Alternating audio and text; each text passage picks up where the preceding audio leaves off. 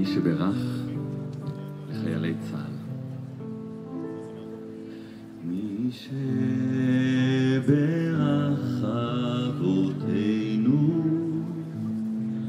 אברהם, יצחק ויעקב, הוא יברך את חיילי צבא הגנה לישראל, העומדים על משמר ארצנו וערי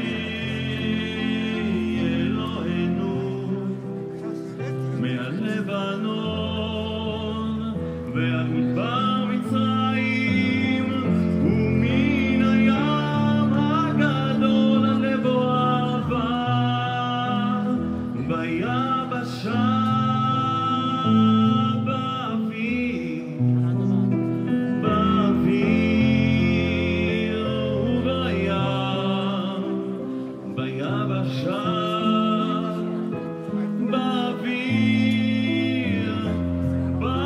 באוויר ובים.